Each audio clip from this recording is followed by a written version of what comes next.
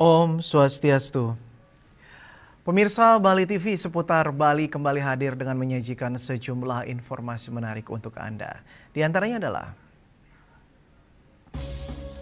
banjir bandang di Banjar 253 kakak terdampak.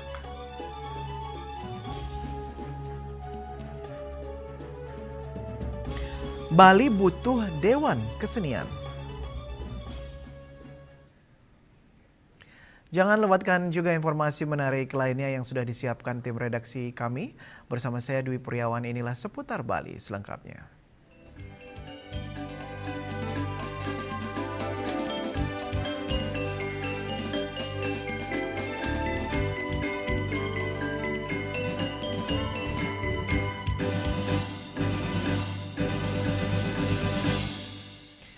Pemirsa, sebanyak 253 kepala keluarga di Kecamatan Banjar, Kabupaten Buleleng terdampak bencana banjir bandang yang terjadi pada Jumat malam lalu. Sementara sepanjang bulan Maret ini, BPBD Buleleng mencatat ada 5 kecamatan yang terdampak cuaca ekstrim.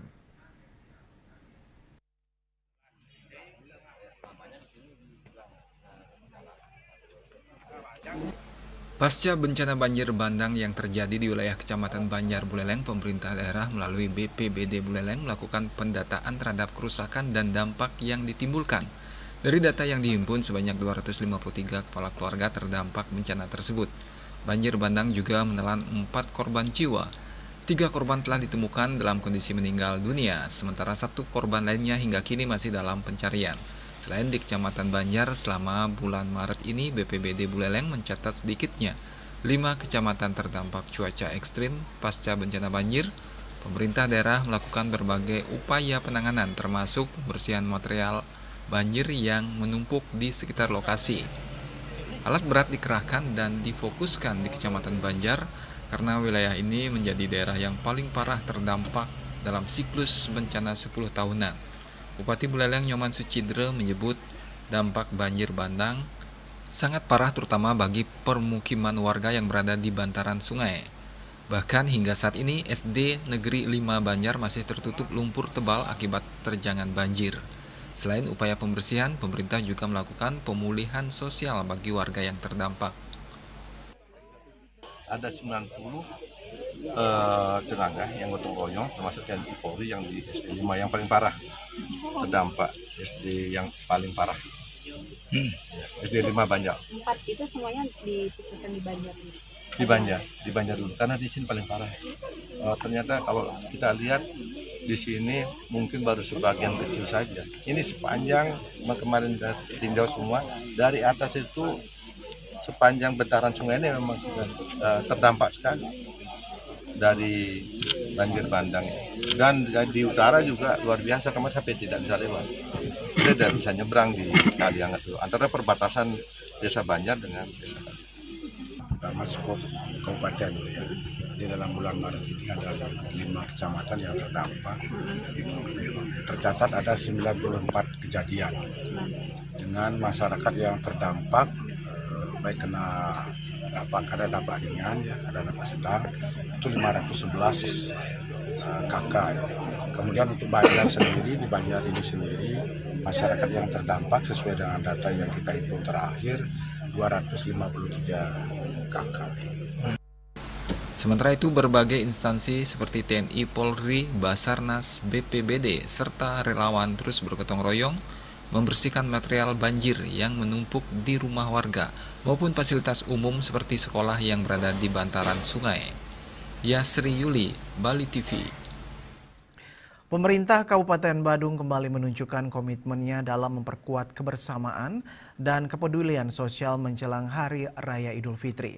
Bupati Badung Iwayan Adi Arnawa bersama Wakil Bupati Badung I Bagus Alit Sucipta menyerahkan secara langsung bantuan uang Hari Raya Idul Fitri sebesar 2 juta rupiah per kepala keluarga kepada masyarakat muslim di Musola Nurul Hikmah Banjar Kwanji, Desa Dalung, Kecamatan Kuta Utara, Senin 9 Maret 2026.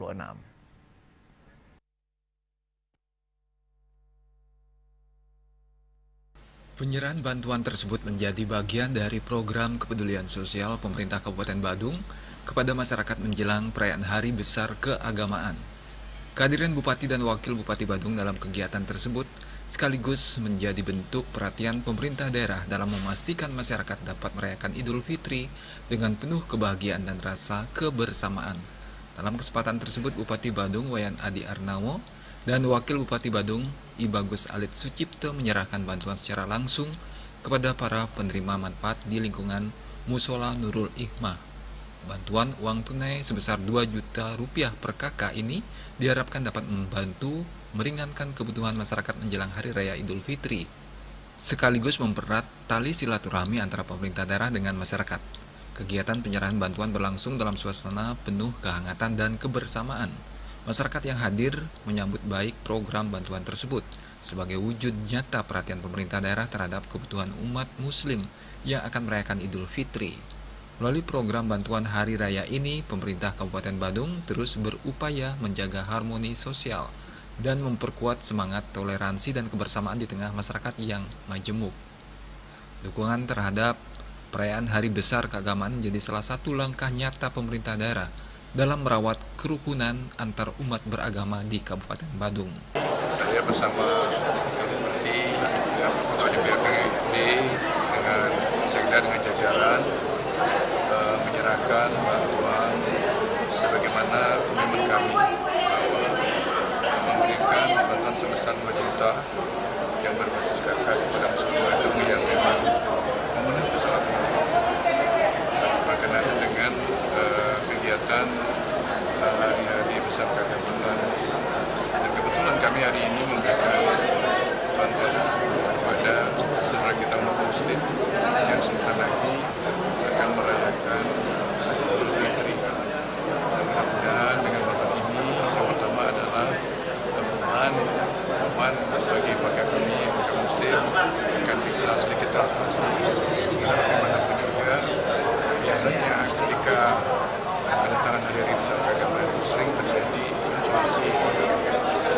Dan kami hadir di sini melakukan intervensi dalam rangka menumbuhkan daya beli masyarakat sehingga masyarakat masih bisa melakukan kebutuhan yang menyebabkan hari besar. Sementara itu, Kepala Dinas Sosial Kabupaten Badung, Gede Eka Sudarwita, mengatakan penerima bantuan sosial Hari Raya Idul Fitri tahun 2026 tersebar di 6 kecamatan di Kabupaten Badung dengan total biaya 13 miliar rupiah lebih. Pada kesempatan tersebut, Bupati dan Wakil Bupati juga menyerahkan bantuan tong komposter kepada 9 masjid di Kecamatan Kuta Utara. Bantuan ini sebagai bentuk komitmen dalam upaya Pemka Badung menangani sampah berbasis sumber. Yana, Bali TV.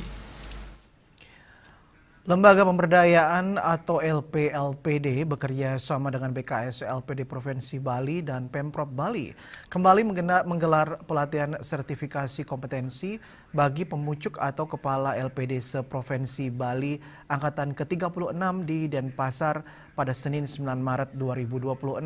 Sertifikasi ini merupakan upaya penguatan LPD dari sisi SDM untuk penguatan lembaga dan meningkatkan kinerja LPD ke depan.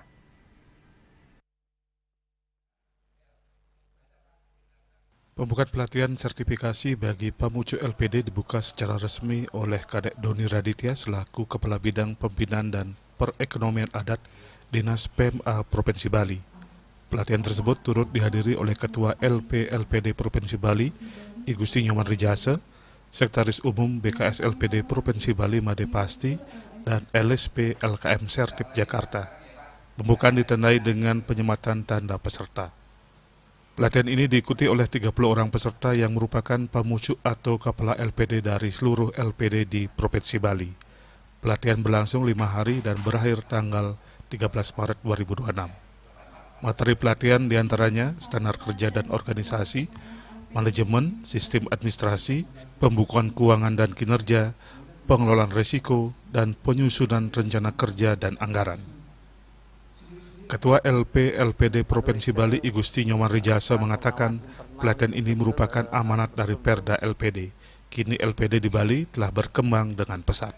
Maka dari itu, perkembangan ini perlu diimbangi dengan penguatan dari sisi SDM dan tata kelola. Ilmu yang didapat di pelatihan ini diharapkan bisa diimplementasikan dalam pengelolaan LPD sehari-hari, yang juga diharapkan berdampak terhadap tata kelola LPD semakin baik. Prajuru LPD memahami regulasi dan prinsip kehati-hatian. Nah, kemudian juga sesuai dengan Perda, artinya aset-aset LPD yang di atas 1 miliar itu wajib mengikuti pelatihan ini, pelajaran sertifikasi kompetensi gitu.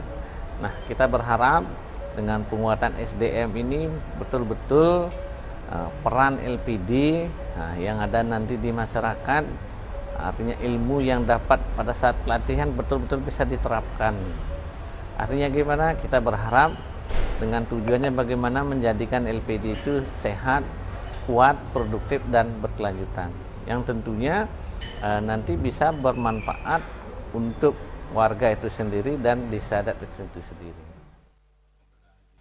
Sementara Sekretaris Umum BKS LPD Provinsi Bali Made Pasti mengapresiasi pelatihan ini, mengingat tantangan LPD semakin kompleks ke depannya, termasuk persaingan dengan lembaga keuangan lainnya.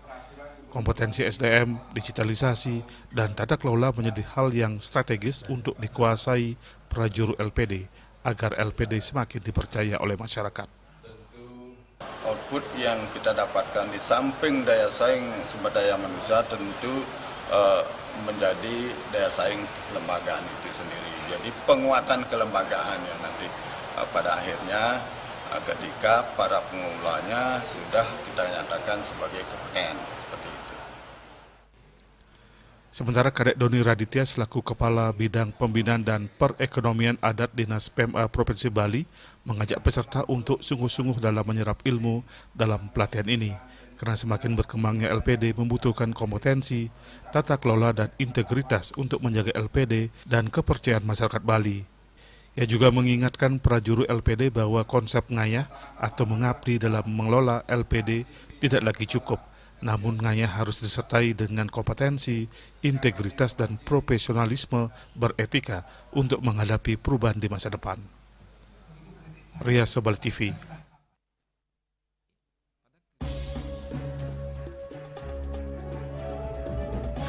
Bali butuh Dewan Kesenian, kami segera kembali dengan laporannya.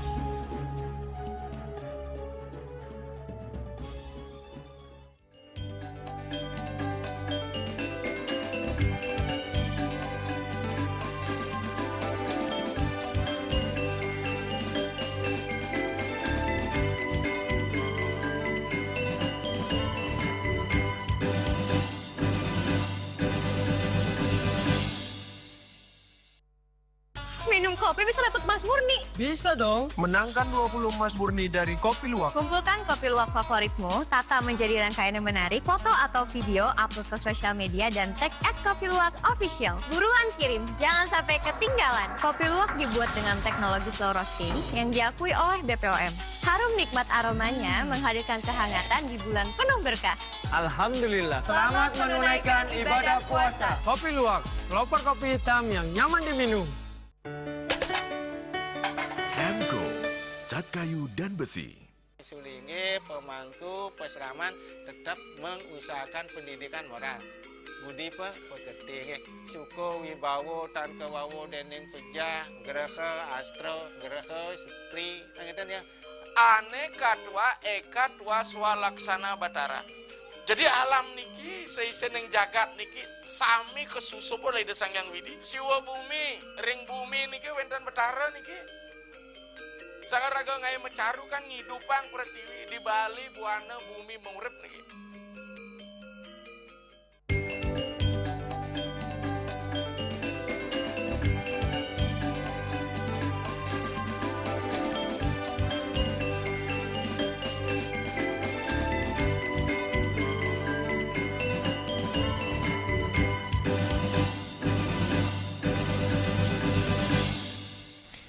Pemirsa, menghadapi stagnansi dalam mengembangkan dan menjalin kolaborasi bagi para seniman, saat ini Bali membutuhkan Dewan Kesenian Bali. Dewan Kesenian Bali bisa menjadi ruang aspirasi dan apresiasi seni, sekaligus berfungsi menjembati kolaborasi antara pemerintah, lembaga swasta, maupun antar bangsa, agar seni Bali semakin hidup pada kancah global.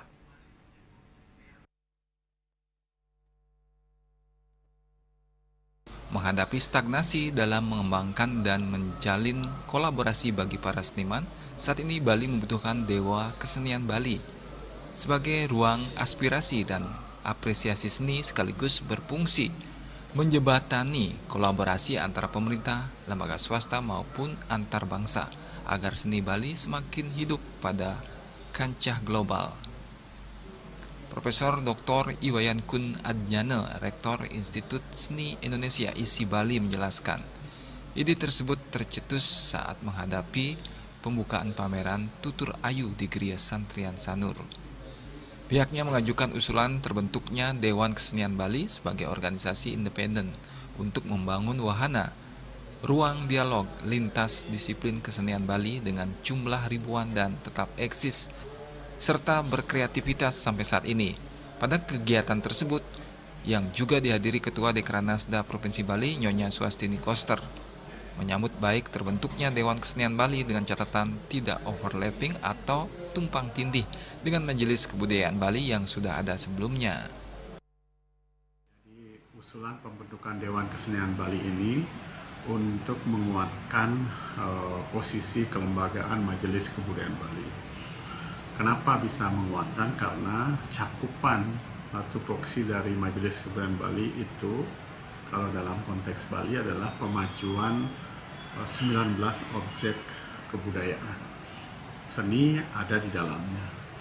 Nah, dengan terbentuknya Dewan Kesenian Bali, pemajuan seni yang di dalamnya ada beragam lapis seni, dari seni pertunjukan, seni rupa, dan juga desain, pasti bisa fokus membangun wahana atau kemudian juga menjadi ruang dialog, interaksi, kolaborasi lintas disiplin seniman yang ada di Bali, yang berjumlah puluhan ribu seniman yang juga eksis dan selalu berkreativitas, bahkan beberapa telah memanggungkan dan juga memamerkan karya-karyanya di tingkat internasional.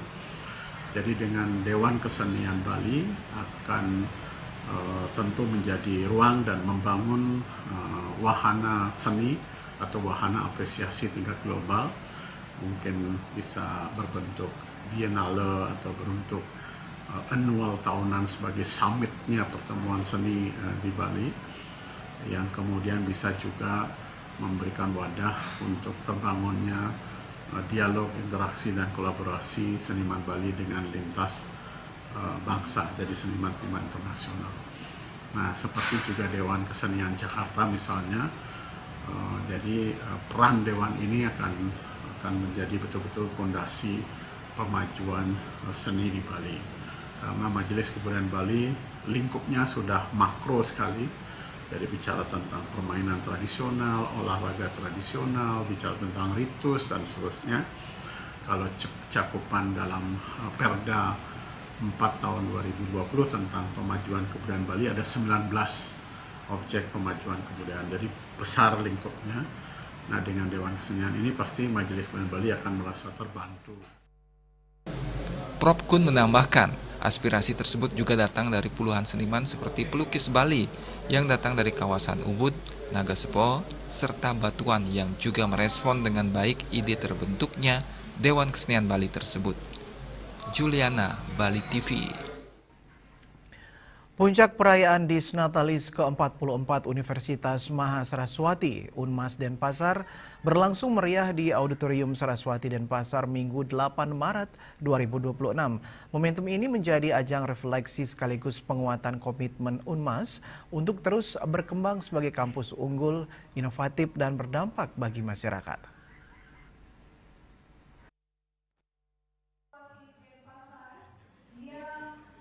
Perayaan dihadiri Wakil Menteri Pendidikan Tinggi, Sains dan Teknologi RI, Profesor Dr. H. Fauzan, Kepala Lembaga Layanan Pendidikan Tinggi Wilayah 8, Profesor Dr. I Gusti Lanang Bagus Eratodi, jajaran Yayasan PR Saraswati Pusat dan Pasar, pimpinan perguruan tinggi, Sivitas Akademika, mahasiswa, serta mitra kerja universitas. Rektor Universitas Mahasaraswati Denpasar, Profesor Dr. Iketut Sukawati Lanang Putra Perbawo dalam sambutannya menyampaikan rasa syukur atas perjalanan 44 tahun Unmas Denpasar dalam mengemban pendidikan tinggi. Menurutnya, capaian universitas tidak terlepas dari kerja keras Sivitas Akademika, dukungan yayasan, serta kolaborasi berbagai pihak. Dies Totalis ini menjadi momentum memperkuat komitmen meningkatkan kualitas tridharma perguruan tinggi, yakni pendidikan, penelitian, dan pengabdian kepada masyarakat. Hal ini sejalan dengan arahan Wakil Menteri Pendidikan Tinggi, Sains dan Teknologi RI, Profesor Fauzan, agar perguruan tinggi merekonstruksi tridharma perguruan tinggi untuk menghasilkan lulusan yang memiliki kompetensi spesifik sesuai dengan kebutuhan dunia kerja.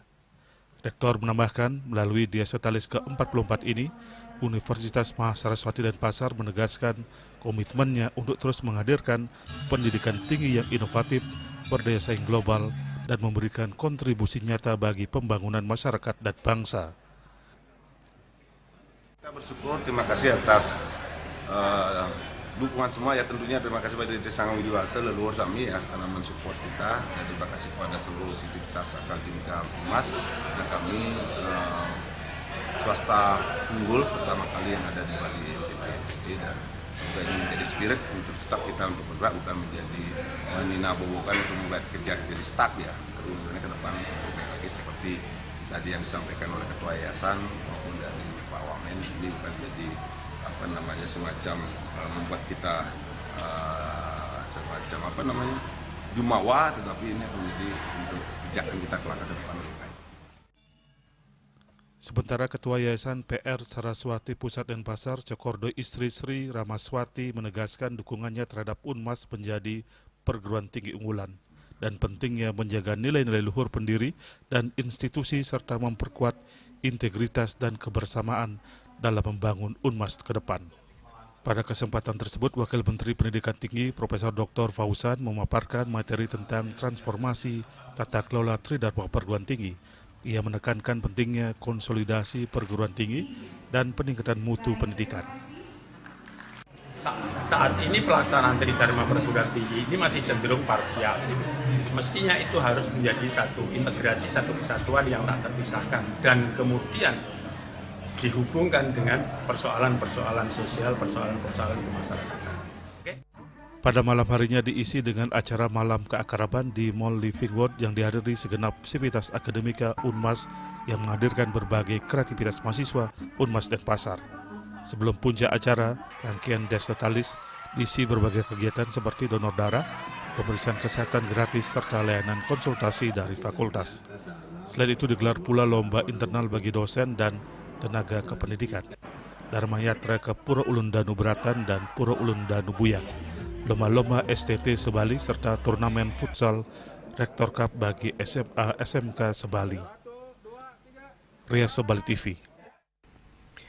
Perayaan hari ulang tahun ke-40 Tiara Dewata Group berlangsung meriah dengan berbagai kegiatan yang melibatkan karyawan dan manajemen perusahaan. Momentum 4 dekade perjalanan pusat perbelanjaan ini dimanfaatkan untuk mempererat hubungan antar karyawan serta jajaran direksi. Ketua Panitia HUT ke-40 Tiara Dewata Group, Imadi Ardike, didampingi Humas Tiara Dewata Ratna Dewi, mengatakan bahwa perayaan ini tidak hanya sebagai ajang peringatan usia perusahaan, tetapi juga untuk memperkuat kebersamaan di lingkungan kerja. Menurutnya, selama 40 tahun perjalanan Tiara Dewata, perusahaan terus berupaya mempertahankan kepercayaan masyarakat Bali dengan menyediakan berbagai kebutuhan secara lengkap dan memberikan pelayanan terbaik kepada pelanggan. Selama 40 tahun ini, Tiara Dewata tetap dikenal masyarakat Bali karena pihaknya selalu berusaha memenuhi segala kebutuhan masyarakat secara lengkap dan memberikan kepuasan kepada pelanggan yang berbelanja di Tiara Dewata Group. Kuncinya adalah kepuasan dan kenyamanan pelanggan. Kegiatan yang kita lakukan dalam rangka peringatan HUT ke-40 ini kita awali pada tanggal 13 Februari 2021 ada kegiatan donor darah yang bertempat di outlet Soputan. Kemudian dilanjutkan dengan tanggal 27 Februari 2026 pemeriksaan mata gratis yang bekerja sama dengan Yayasan John Facet bertempat di outlet Tiara Dewata Yehaya. Kemudian hari ini bertempat di outlet Tiara Dewata Gatsubarat, kolaborasi antara karyawan dan masyarakat melalui kegiatan fun run, kemudian gerak jalan santai dan lomba antar karyawan. Ia menambahkan seiring perkembangan teknologi dan perubahan pola belanja masyarakat, Tiara Dewata Group juga menghadirkan layanan belanja online untuk memudahkan pelanggan. Melalui fasilitas tersebut, pelanggan dapat melakukan pemesanan melalui website maupun aplikasi pesan seperti WhatsApp. Selain berbelanja langsung di toko, pelanggan juga bisa memesan melalui web dan melalui WA, serta melakukan pembelian secara online sehingga lebih praktis dan mudah. Dalam rangkaian HUT ke-40 ini, berbagai kegiatan digelar untuk memeriahkan acara sekaligus meningkatkan kebersamaan antar karyawan, diantaranya kegiatan fun run, jalan santai, dan berbagai lomba yang melibatkan karyawan dari berbagai divisi di lingkungan Tiara Dewata Group. Perayaan semakin semarak dengan penampilan penyanyi Bali Bagus Wirate yang membawakan sejumlah lagu hitsnya.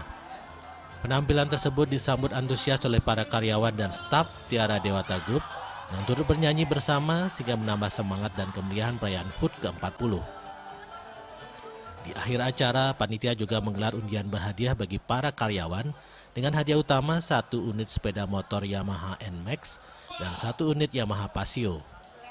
Melalui perayaan ini, Tiara Dewata Group berharap dapat terus meningkatkan pelayanan dan menjaga kepuasan pelanggan sehingga perusahaan dapat terus bertahan, tumbuh dan berkembang di tengah persaingan dunia retail. Harapannya tentu agar Tiara Dewata Group tetap bisa memenuhi kepuasan pelanggan. Dengan demikian perusahaan bisa terus bertahan dan berkembang ke depannya. Hendra, Bali TV.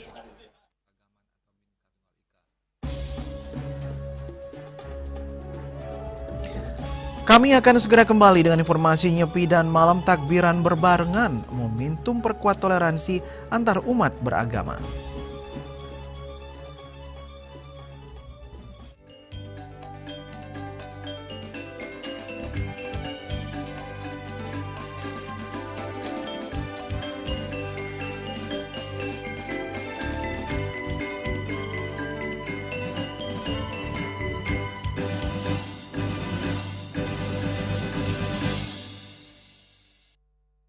Minum kopi bisa dapat emas murni. Bisa dong. Menangkan 20 emas murni dari Kopi Luwak. Kumpulkan kopi luwak favoritmu, tata menjadi rangkaian yang menarik, foto atau video, upload ke sosial media dan tag @kopiluwakofficial. Buruan kirim, jangan sampai ketinggalan. Kopi luwak dibuat dengan teknologi slow roasting yang diakui oleh BPOM. Harum nikmat aromanya menghadirkan kehangatan di bulan penuh berkah.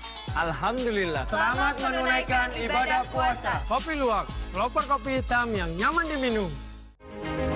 Cat color dengan daya sebar yang luas, cepat kering, dilengkapi 39 pilihan warna. Kualitas dijamin terbaik. Cat color harga ekonomis.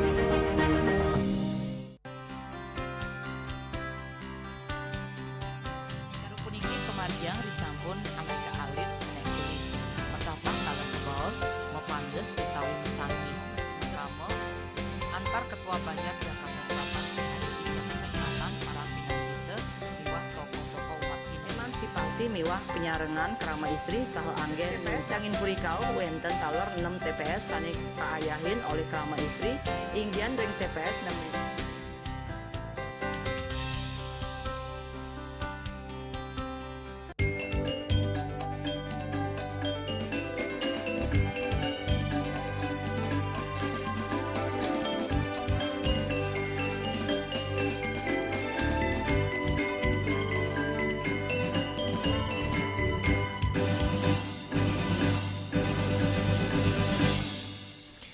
Pemirsa, perayaan Hari Suci Nyepi bagi umat Hindu tahun ini bertepatan dengan tradisi Malam Takbiran yang dilaksanakan umat Muslim menjelang Hari Raya Idul Fitri.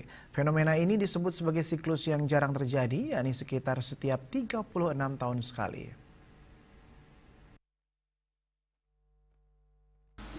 Gusti Ketut Widano, dosen pendidikan agama Hindu UNHI, menjelaskan bahwa dua momentum keagamaan ini sebenarnya pernah terjadi puluhan tahun lalu. Saat itu malam takbiran juga berlangsung bersamaan dengan Hari Raya Suci Nyepi. Menurutnya peristiwa tersebut membawa pesan penting bagi bangsa Indonesia yang dikenal sebagai negara yang berlandaskan keberagaman atau Bhinneka Tunggal Ika. Bagi bangsa Indonesia yang berbineka, sebenarnya ada satu pesan yang ingin disampaikan dari dua momentum ritual keagamaan yang berbeda keyakinan ini, yakni Hindu dan Muslim.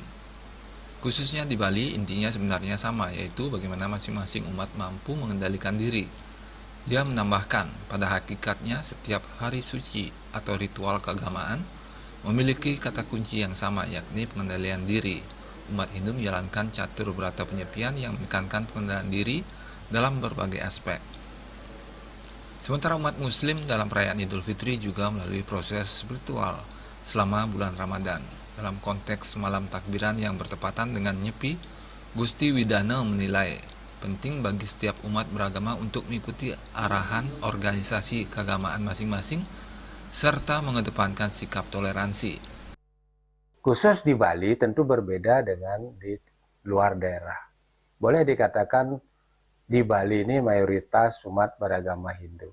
Sehingga dalam konteks pepatah klasik yang mengatakan di mana bumi dipijak, di situ langit dijunjung, itu yang mesti ditunjukkan oleh umat Muslim dalam hal ini yang akan melakukan takbiran. Bukan sebaliknya, di mana bumi dipijak, langit ditanjung gitu ya.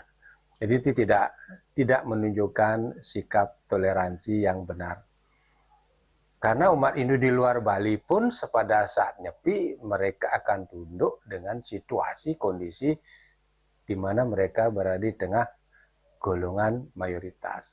Ini bukan dikotomi sebenarnya, tetapi ini kesadaran beretika dalam kehidupan beragama dengan kata kunci pengendalian diri dalam frame toleransi. Karena hakikat hari suci keagamaan, entah itu hari suci Nyepi, hari Raya Idul Fitri, sama-sama mengamanatkan untuk masing-masing umat kembali ke jati diri, ke fitrah kalau dalam Islam.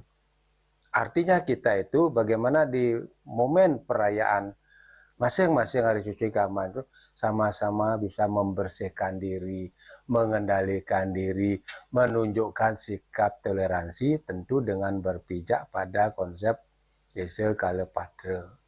Lebih lanjut, Gusti Widano mengatakan bahwa setiap orang hendaknya mampu menyesuaikan diri dengan kondisi, aturan, ketentuan, serta tradisi yang berlaku di tempat di mana mereka berada. Dalam konteks ini, tentu di Bali sebagai pulau yang mayoritas pemeluknya beragama Hindu, menjadi semacam kewajiban bagi umat lain untuk menentukan sikap menghargai dan menghormati tradisi setempat.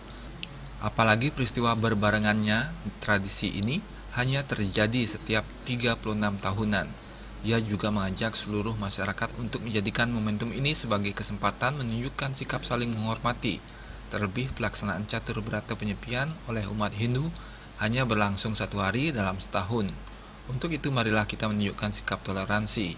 Kata kuncinya adalah bagaimana kita tidak saling menunjukkan arogansi. Jika itu terjadi dapat memecah persatuan kesatuan serta kerukunan masyarakat.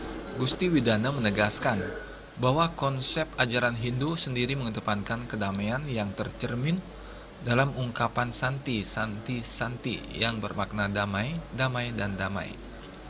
Bertepatannya hari suci Nyepi dan malam takbiran diharapkan dapat menjadi momentum memperkuat nilai toleransi, kebersamaan, serta keharmonisan antar umat beragama di Bali maupun di Indonesia secara umum. Hendra, Bali TV.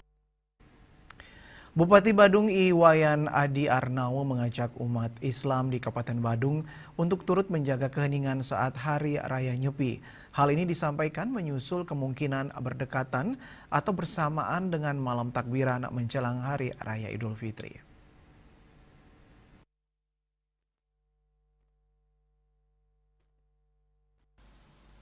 Bupati Kabupaten Badung Wayan Adi Arnawo menegaskan pentingnya menjaga toleransi dan kerukunan antar umat beragama di Bali, khususnya di Kabupaten Badung.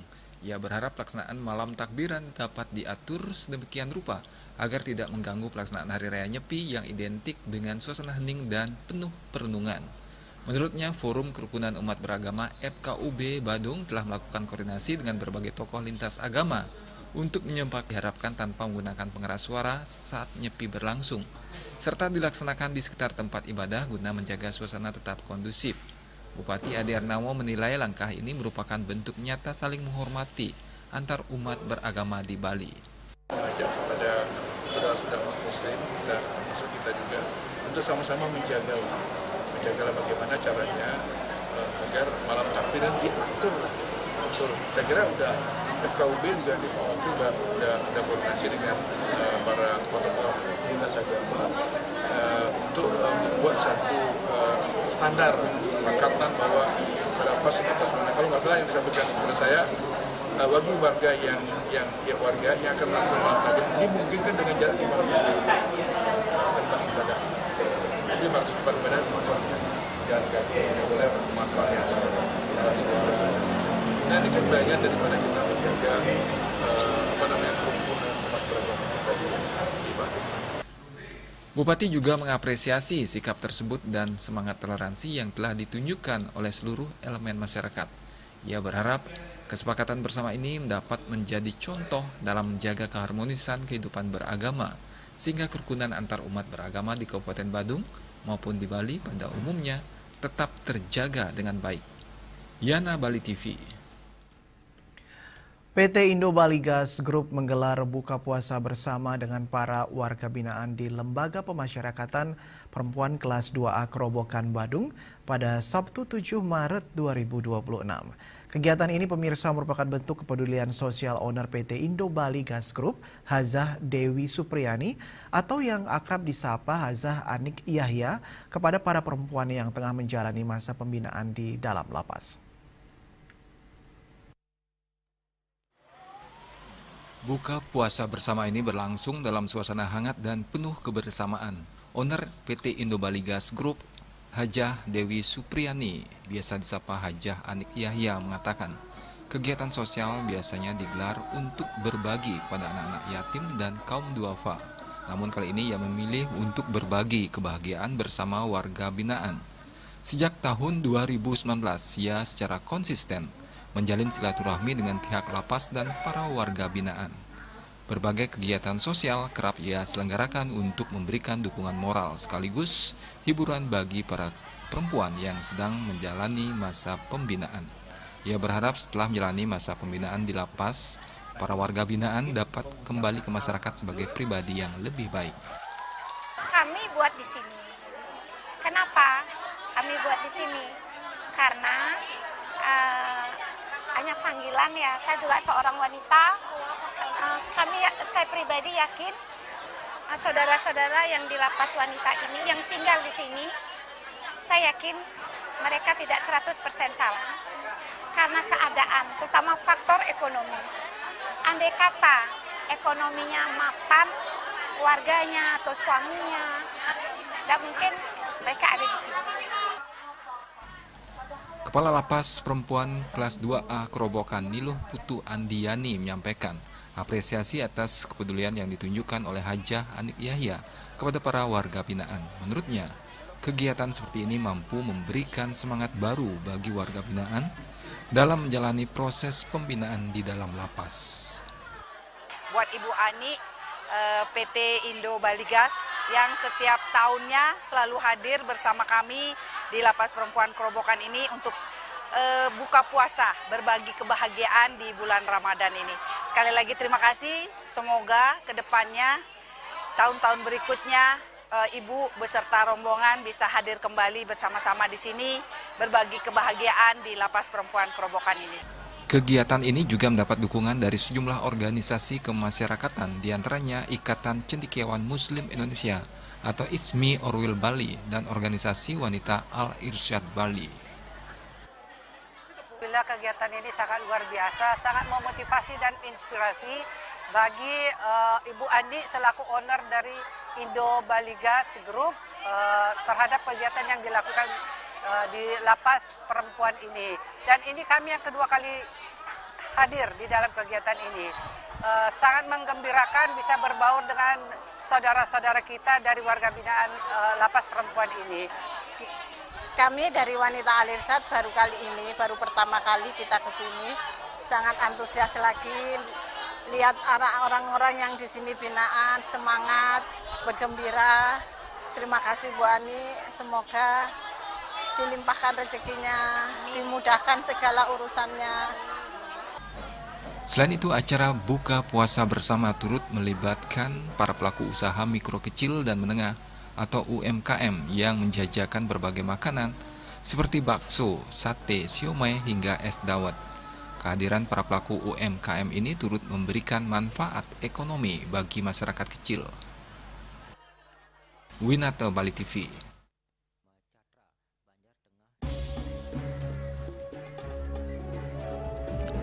Ogoh-ogoh Banjar Tengah Sidakarya raih juara 1 di Kesango Festival 2026 ST Cantika, juara favorit. Kami segera kembali.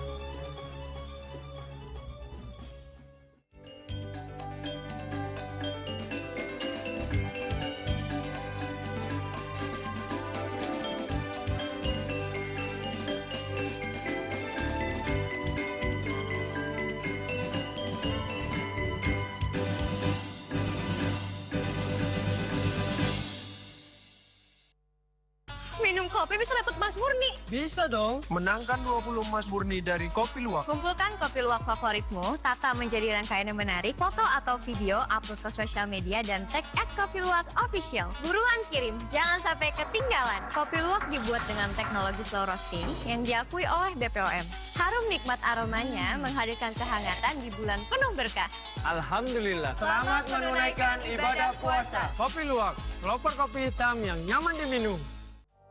Musim hujan tiba, bencana banjir bisa mengancam jika kita tidak waspada. Kebiasaan buruk seperti membuang sampah sembarangan bisa menyumbat aliran air.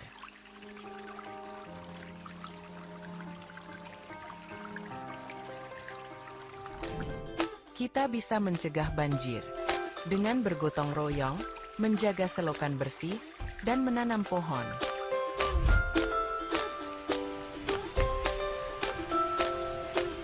Siaga di musim hujan, jaga lingkungan kita. Bersama, kita bisa terhindar dari banjir.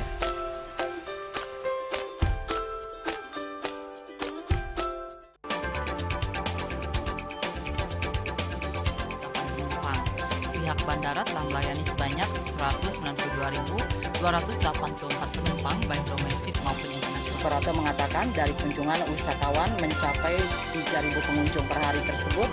Ini mengacu pada perdagangan harga gabah yang juga semakin mahal saat ini. Kondisi itu pun membuatnya tidak maksimal memenuhi permintaan pasokan beras ke pelanggan dan loyalitas anggota Linmas. Hadir dalam kegiatan pelatihan dan pembekalan tersebut,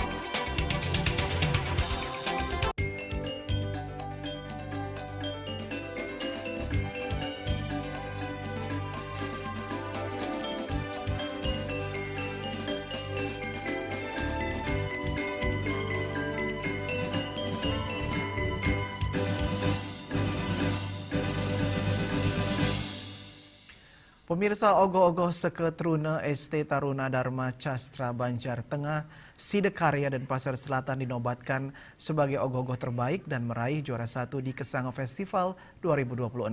Kemudian untuk juara 2 diraih ST Sukarela Banjar Kepisah Pedungan dan juara 3 ST Swadarmita Banjar Ceramcam Kesiman dan Pasar Timur. Perhelatan Kesango Festival 2026 yang digelar pemerintah Kota Denpasar Minggu 8 Maret 2026 resmi ditutup oleh Wali Kota Denpasar Gusti Ngurah Jaya Negara, didampingi Wakil Wali Kota beserta OPD terkait. Seremonial penutupan juga dirangkaikan pengumuman pemenang kegiatan lomba yang diadakan sejak tanggal 6 hingga 8 Maret 2026. Salah satu yang ditunggu oleh ribuan pengunjung yang memadati lapangan Puputan Badung yaitu pemenang dari 16 peserta lomba ogoh-ogoh di Kasange Festival 2026.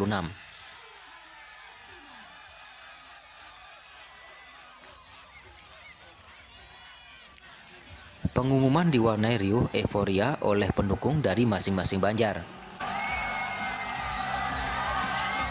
Juara 1 diraih oleh Sangga Taruna Dharma Sastra.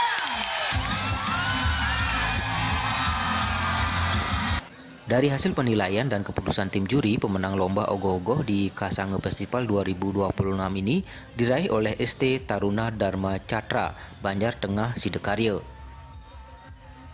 Juara 2 diraih ST Sukarela, Banjar Kepisah Pedungan. Dan juara 3 ST Swadharma Mita, Banjar Cerancam Kesiman. Sementara untuk juara harapan 1 diraih ST Satya Dharma, Banjar Pekandelan Sandurkaja. Harapan 2 ST Swastika, Banjar Pekambingan Daupuri. Dan harapan 3 ST Mekarsari, Banjar Kesambi Kesiman Kertalangu.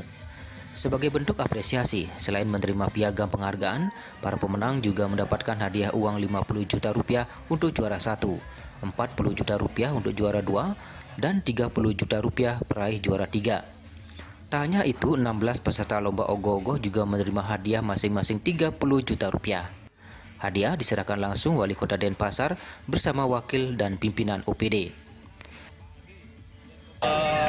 Perasaan cukup puas dan tidak ada sombong.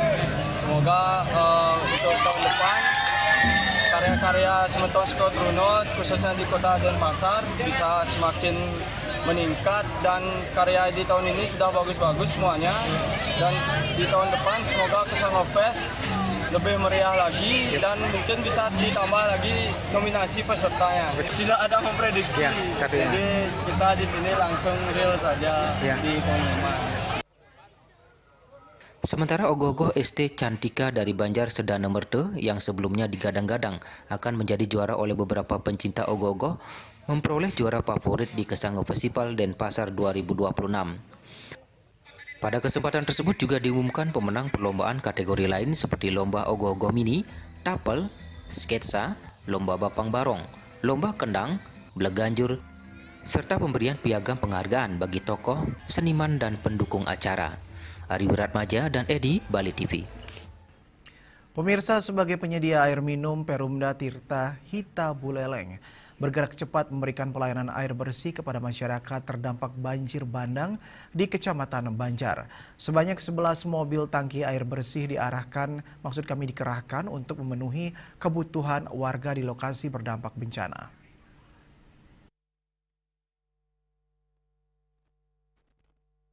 Direktur Perumda Tirta Hita Buleleng Made Lestariana menjelaskan dari total 11 mobil tangki yang diterjunkan, 4 unit berasal dari pusat dan 7 unit lainnya dari wilayah Seririt.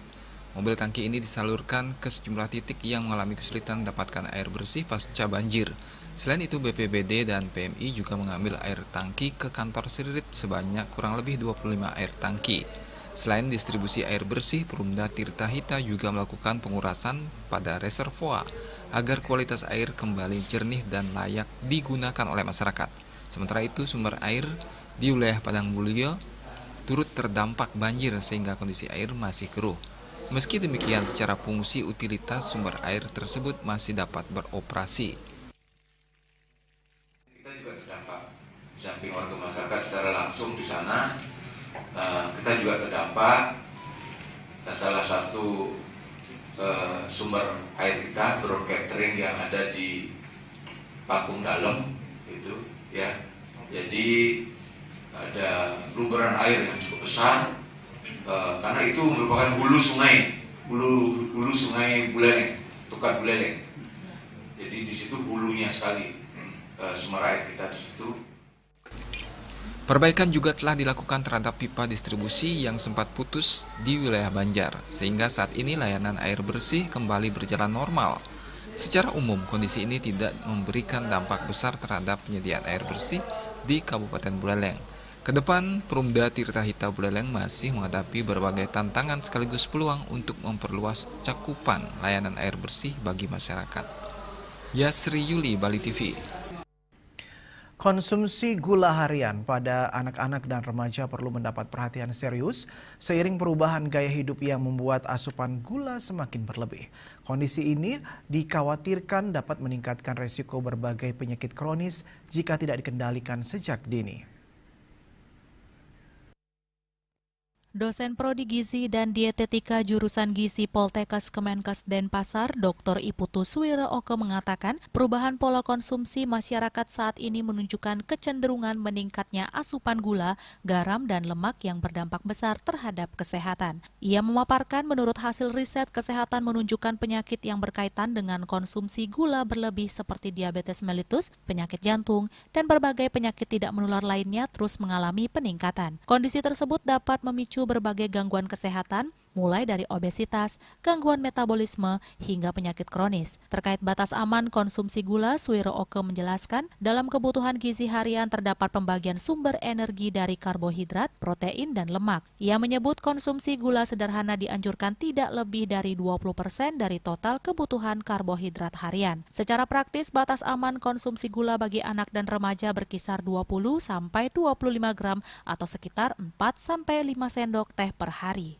Ketika kita bicara batas aman, mungkin kita bicara terkait dengan kebutuhan zat gizi dulu ya Mbak ya. Jadi ada beberapa anjuran termasuk dari kelompok umurnya. Nah, di mana di dalam asupan zat gizi itu kan kita biasanya ada konsumsi karbohidrat, kemudian sumber protein, lemak, dan lain sebagainya. Nah, kita fokus ke karbohidrat. Nah, di karbohidrat sendiri ada karbohidrat kompleks dan karbohidrat sederhana. Nah, karbohidrat sederhana itulah yang gula itu. Dan karbohidrat sederhana itu paling banyak itu biasanya kita sarankan adalah 20% dari total kebutuhan harian dari karbohidrat itu sendiri. Katakanlah misalnya kebutuhan karbohidratnya 300 gitu misalnya ya, 10%-nya ya sekitar 30 maksimal sekali, dan biasanya sih kita menganjurkan antara 20 sampai dengan 25 gram sebenarnya untuk konsumsi gula sederhana dalam sehari. Dan jangan lupa gula sederhana itu bukan hanya di gula murni saja, tapi banyak juga tersembunyi di makanan-makanan yang lain gitu loh. Jadi kecap juga ada kandungan gula sederhananya, kemudian ada cake, kemudian ada juga yang mungkin penganan-penganan lain yang ditambahkan gula dan pemanis. Untuk anak-anak remaja dan mungkin yang sudah mulai dewasa muda juga ya. Jadi ini menjadi satu hal titik tolak yang sangat penting sekali, di mana kita harus membatasi asupan gula kita, terutama yang gula sederhana, karena dampaknya itu akan sangat luar biasa terkait dengan munculnya beberapa penyakit tidak menular, jadi diabetes dan juga penyakit-penyakit yang lain yang menginduk ke sana. Jadi caranya adalah dengan mengurangi konsumsi harian minuman manis kita ataupun jajanan manis dengan mengganti dengan alternatif yang lebih sehat, yaitu seperti misalnya air putih ataupun air dengan infused water ataupun dengan snack-snack yang tidak terlalu tinggi gula. Jadi cukup banyak kok ada alternatif snack yang menggunakan bahan-bahan yang tidak dengan pemanis yang cukup tinggi seperti itu. Ia menekankan pengendalian konsumsi gula pada anak, remaja hingga dewasa muda merupakan langkah penting untuk mencegah munculnya penyakit di kemudian hari. Bunga dan Angkat, Bali TV.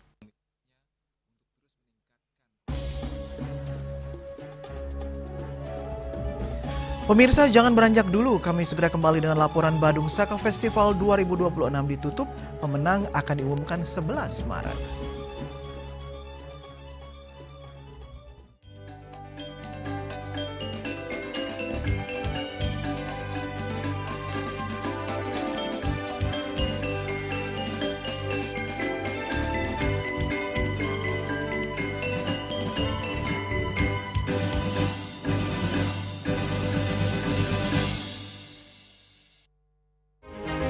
Cat Color dengan daya sebar yang luas, cepat kering, dilengkapi 39 pilihan warna.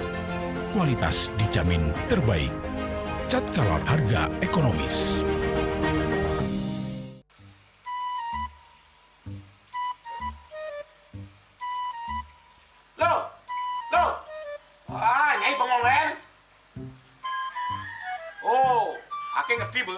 lamun seorang perempuan, seorang istri melamun, isi dompetnya pasti KTP, Rogen. Li, awaknya hanya belajar lebih tenang menikmati hidup dengan proses tanpa harus protes. Loh, hidup itu adalah sebuah perjalanan, bukan perbandingan. Maka jangan pernah kamu bandingkan prosesmu dengan orang lain, karena kita berdiri di bumi yang sama dengan takdir yang berbeda. Oh, ini bertakdir awaknya nganten gak beli, saya proses tapi stres. Wah, mula aku Nyai. Takdir ya Nyai. Ini pijit tangan lu. Sakit lagi awak-awaknya. Apa? Mau pijat keke? Oh, mau pijat. Bawayan kayak dirungi, metajan, metuakan. Dan ini subane gelam kekene awaknya ini makatang lo. Awaknya ini makatang. Awaknya sing kodak, awaknya sing idawak kenyang, sing idawak mijat. Loh, beli pergi karena tugas, pulang demi beras. Lelah itu wajar, tapi menyerah bukanlah jalan keluar. Semangat kone ngopi, kone ngama, wakilnya menceramah, jadi kayak presiden. Cuma sebelum lagi sih, kita nggak pakai.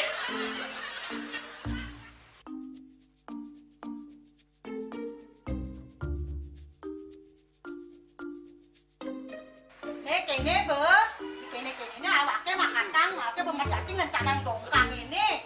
Oh, kadang timpalnya jadi makatang. Ngajak ke saya dirundungi wayan. Ini, ayo kemana jalan bicaranya nih lo? Ini saya bicarkan awaknya jangan beli. Langise ada jangan. Wah, si lagi dunia nane ngorek TV semangat aja kangon. Melang saya beli ngomong, ini madan minyak gana pati. Aduh, sudah lo, basahkan beli lo. Pemelan nih. Pemelan, jangan nggak dikasat lagi sini. Apa dikasat lagi sini lo? Coba tinggalin. Ini di HP ini nggak ada beli. Nak liu kasihatnya nih beli waktu nak nganggon minyak gana pati ada nih beli meringankan apa ada nih kaki terkilir, keseliur, ematik, pegelinu, pilak, kesemutan, bangcang sakit pokoknya menggenang kasihatnya nih. Nih, mana gijil? Yang kita nak lagi, awaknya saya kita konang. Jadi awaknya bersehat. Jadi awaknya bisa nyai di kamar ini. Aku asingnya. Asingnya nyai, awaknya bersehat di kakak lain nyai. Beli. Baik.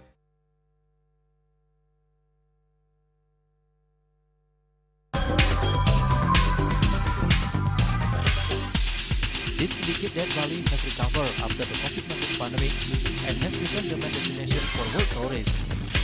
However, Balinese menu choices are also getting richer, such as Samsam Guling, Tukuah Balin, and Hawar Babi. Although many restaurants serve similar menus made from pork, Sky, they leave behind telltale characteristics and fragments of DNA circulating in the blood, called cell-free DNA.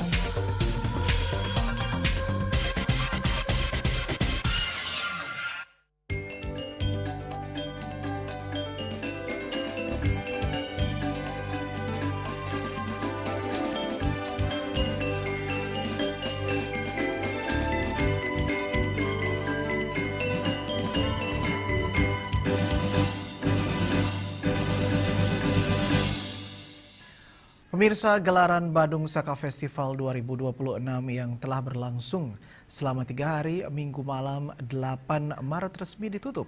Kegiatan yang menampilkan 21 karya ogoh-ogoh terbaik dari para seketruna se-Kabupaten Badung di panggung terbuka Balai Budaya Girinata Mandala Puspom Badung ini sukses menyedot animo penonton.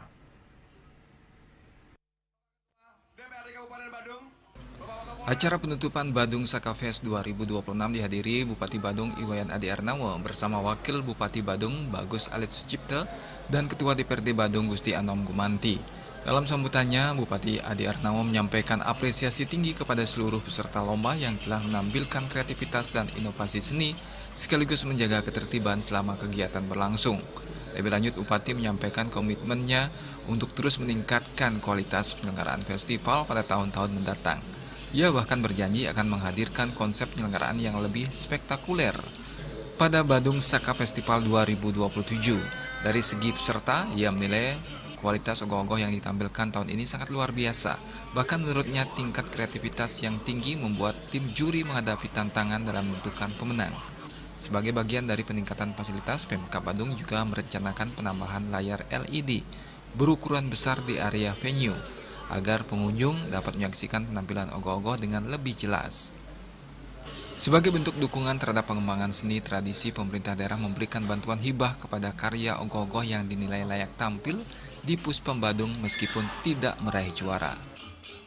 Tentu saya sebagai kepala daerah sangat mengapresiasi daripada kreativitas peserta kita seniman di Badung ini, yang mana kita bisa lihat dari hasil karya-karya yang berupa ogoh-ogohnya sangat luar biasa ditampilkan dengan kreatif dan inovatifnya, dan tentu ini membuktikan bahwa memang di Badung ini cukup banyak ternyata talenta muda yang bisa bergerak dalam bidang seni ini.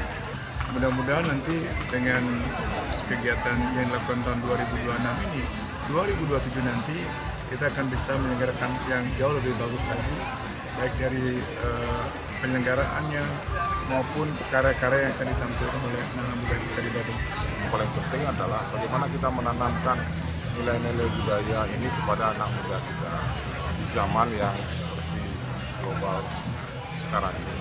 Nah, harapan saya sih mudah-mudahan dengan ini memotivasi untuk mereka selalu berkreasi dalam bingkai kebudayaan Bali Tulen. Karena kebudayaan Bali itu tidak hanya berupa seni ogoh-ogoh yang berupa patung, tetapi ada filosofinya, ada filsafatnya.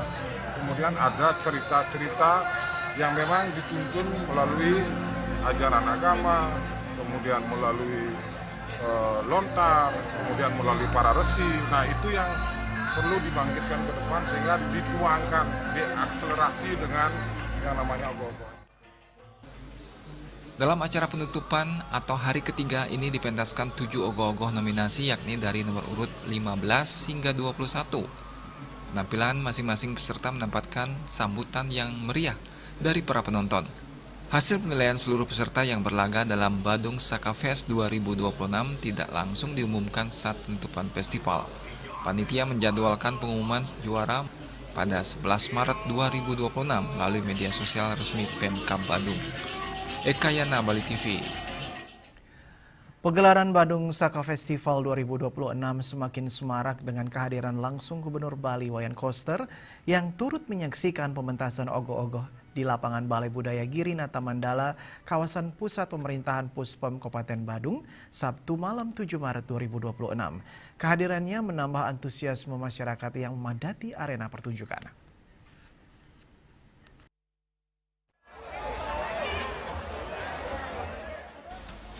Ketika didampingi Bupati dan Wakil Bupati Badung usai menyaksikan pertunjukan ogoh-ogoh, Wayan Koster mengapresiasi penyelenggaraan Badung Saka Fest sebagai ajang yang memberikan ruang kreativitas bagi generasi muda, khususnya seketrunel di desa adat. Menurutnya kegiatan ini merupakan inisiatif positif dari pemerintah Kabupaten Badung di bawah kepemimpinan Bupati dan Wakil Bupati Badung. Gubernur Bali Wayan Koster yang hadir langsung menyaksikan pementasan menyampaikan apresiasinya atas penyelenggaraan Badung Saka Festival. Ia menilai kegiatan ini menjadi bentuk pengembangan dari tradisi ogoh-ogoh yang biasanya ditampilkan menjelang Hari Raya Nyepi saat malam pengerupukan. Menurutnya dalam festival ini, ogoh-ogoh tidak hanya ditampilkan sebagai karya seni rupa, tetapi juga dipadukan dengan cerita, musik, dan pementasan fragmen tari lengkap dengan dalang. Perpaduan tersebut menjadikan ogoh-ogoh sebagai karya seni pertunjukan yang lebih utuh dan menarik. Lebih lanjut, Koster menilai kegiatan ini merupakan fondasi budaya yang sangat baik dalam memperkokoh tradisi Bali melalui lembaga desa adat, khususnya bagi generasi muda yang tergabung dalam seketrunel. Pertama, saya mengapresiasi inisiatif dan dorongan Pak Bupati, Wakil Bupati Badung di dalam menyelenggarakan Badung Saka Festival, yang menurut saya ini suatu event yang pertama kali saya lihat di Bali. Meskipun untuk di Badung ini sudah yang kedua kali. Pertama tahun 2025 dan sekarang 2026. Ini merupakan karya pengembangan dari ogoh-ogoh yang ditampilkan setiap sebelum Hari Nyepi di pengerupukan. Karya ini itu menampilkan dua hal. Yang pertama adalah karya seni ogoh-ogoh, dan yang kedua adalah tema dari ogoh-ogohnya itu juga dituangkan dalam satu karya seni dengan diiringi musik menjadi satu fragmen dengan dalangnya. Jadi ini satu karya baru ini menurut saya yang saya sangat tertarik dengan karya ini. Koster pun berharap konsep festival ini dapat menjadi inspirasi bagi kabupaten dan kota lainnya di Bali untuk mengembangkan ruang kreativitas bagi generasi muda di desa adat.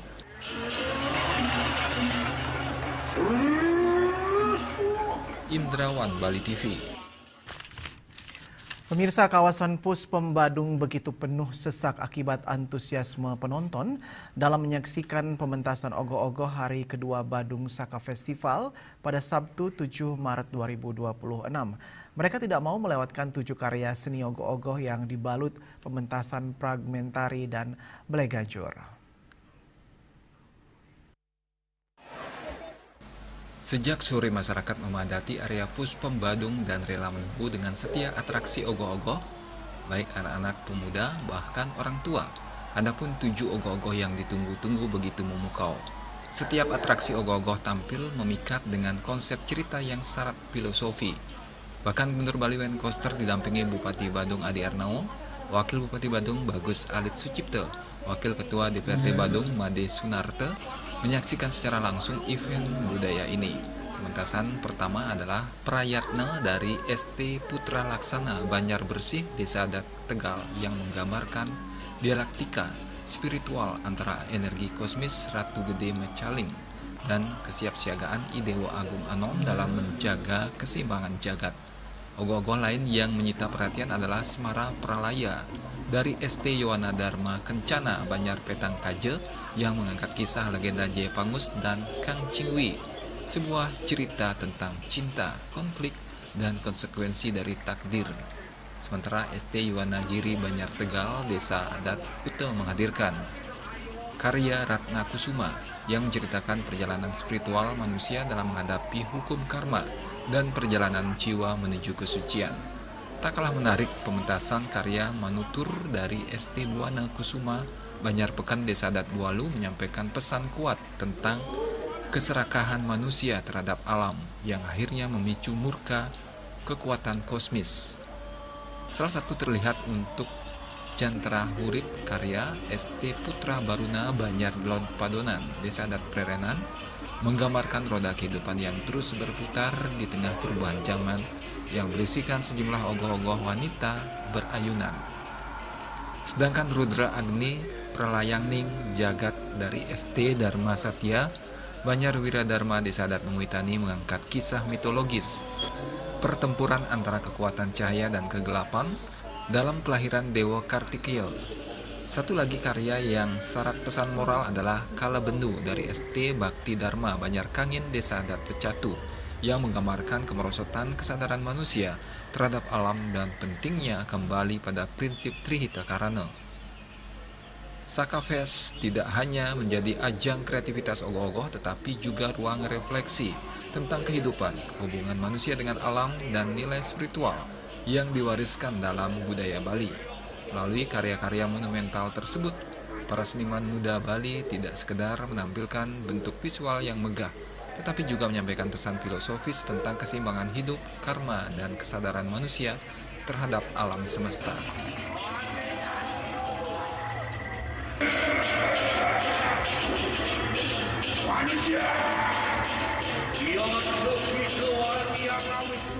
Indrawan, Bali TV. Dan kini kami sampaikan informasi perakiraan cuaca untuk kabupaten kota di Bali.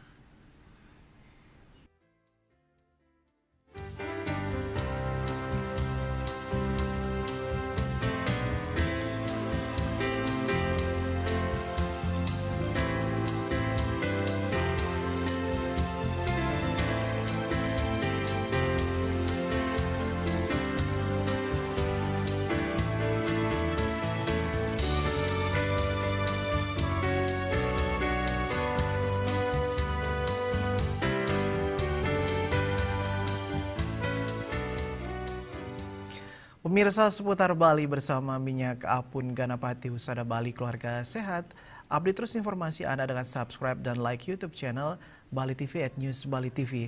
Mewakili redaksi yang bertugas, saya Dwi Priawan pamit undur. Terima kasih atas perhatian Anda dan sampai jumpa. Om Santi Santi Santi Om.